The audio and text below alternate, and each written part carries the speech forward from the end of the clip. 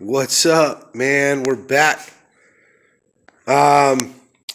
We got some progress done on this thing. We pulled the timing cover off. You know, that thing was fucking leaking. Have to change that seal. There's the oil pump right there.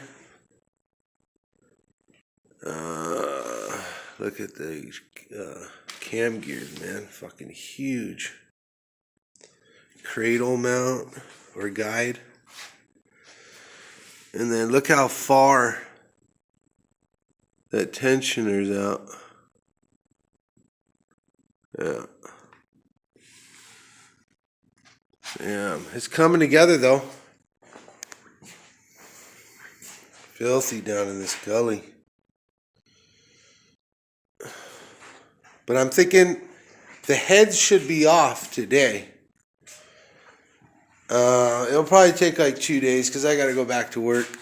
And then we'll have this thing completely stripped down.